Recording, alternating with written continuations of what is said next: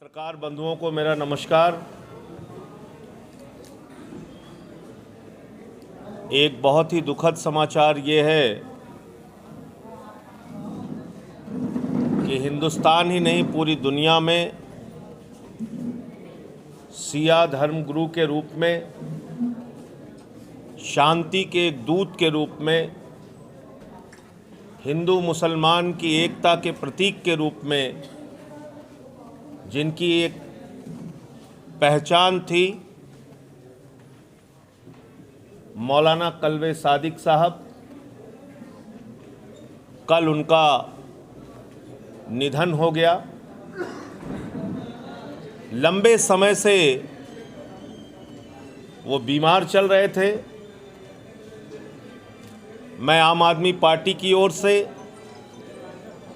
दिल्ली के मुख्यमंत्री अरविंद केजरीवाल जी की ओर से और अपने कार्यकर्ताओं की ओर से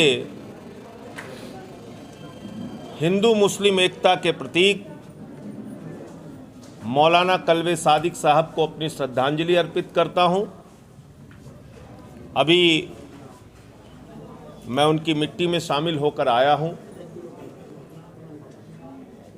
और उनके परिवार को ईश्वर शक्ति दे, उनकी आत्मा को प्रभु शांति दे, ऐसी प्रार्थना करता हूं। वहां की व्यवस्था में लगा हुआ है। बार बार हमारे प्रदेश के मुख्य प्रवक्ता और जिला अध्यक्ष वैभव माहेश्वरी जी के पास, हमारी जो महिला की प्रदेश अध्यक्ष हैं नीलम यादव जी के पास फ़ोन आया, पुलिस वालों का, पुलिस अधिकारियों का। देखिए, आज कल्बे सादिक साहब की मिट्टी है, हम सब लोग यहाँ लगे हैं। कोई ऐसी कानून व्यवस्था नहीं बिगड़नी चाहिए। हमने कभी कानून व्यवस्था बिगाड़ने का काम नहीं किया। हम इस देश के लोकतंत्र में, इस देश के संविधान में भरोसा रखते हैं और आज इस दुखद घटना की वजह से हमने अपना प्रदर्शन स्थगित किया, समाप्त नहीं किया, स्थगित किया। आवाज नहीं उठा सकता।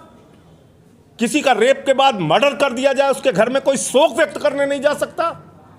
यह शासन चला रहे हैं आप। इतनी दादागिरी।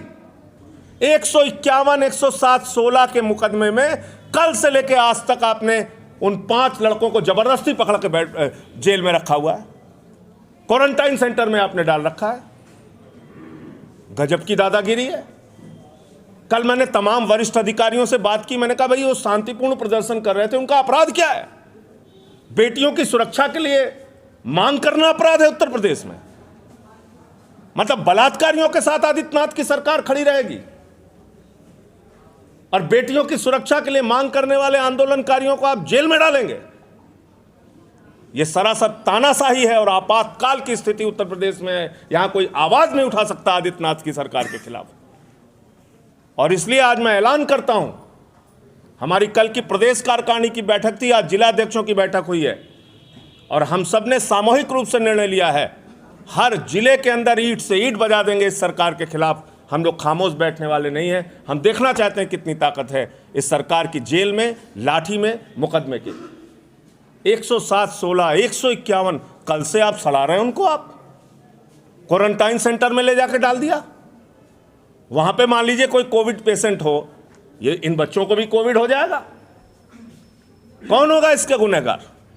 किसकी जिम्मेदारी होगी इसकी? एक विषय तो ये था। और चूंकि आज पुलिस का प्रशासन व्यस्त रहा एक दुखद घटना के बाद, इसलिए हम शाम तक अभी प्रतीक्षा कर रहे हैं। उसके बाद हम अपनी रणनीति का ऐलान करेंगे, हमें क्या करना है। हमें मालूम है हमें क्या करना है। आज विस्तार से एक एक जिले की समीक्षा हुई, संगठन की समीक्षा हुई। कई जगहों पर हम अपने संगठन में प्रदेश स्तर पे, जिले स्तर पे फेरबदल भी करेंगे। इसके साथ साथ पूरे उत्तर प्रदेश में जिला पंचायत के चुनाव आम आदमी पार्टी एक एक सीट पे लड़ेगी और उसके लिए कल से ही हमारे साथी जाकर अपने अपने जिलों में तैयारियों में जुट जाएंगे और जिलेवार हम लोग डिक्लेयर करेंगे कहां कितनी सीट पर हमारे कैंडिडेट्स अब तक मिल चुके हैं और आगे हम उनके लिए जहां नहीं मिलेंगे उनको तलाश कर उनको घोषित करने का काम करेंगे। दूसरी बात, कल भी मैंने बताया था, 4-5 चीज़ों पर प्रमुख रूप से हमारा प्रस्ताव पारित हुआ है। किसानों के लिए न्यूनतम समर्थन मूल्य और गन्ना किसानों को उनके फसल का उचित दाम दिया जाए।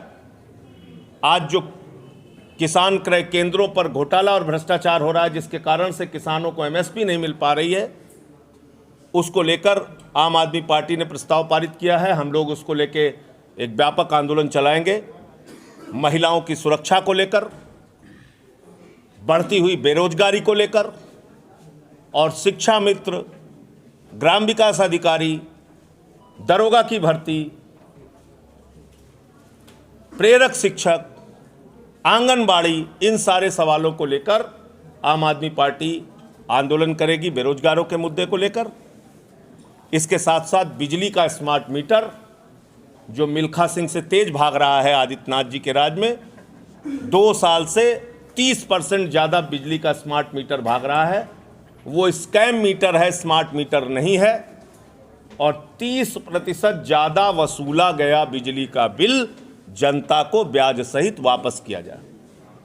और कोई ड्रामा नौटंकी नहीं चाहिए कि ये टोल फ्री नंबर है, ये फलाना है, चेक मीटर लगा लो, ये कर लो, ये सब बिल्कुल नहीं चाहिए। आपने जो ज़्यादा पैसा वसूला है वो 30% पैसा ब्याज सहित वापस कीजिए। अगर किसी से 2 साल में आपने 2 लाख का बिल लिया है तो 60,000 रुपये ब्याज सहित वापस कीजिए।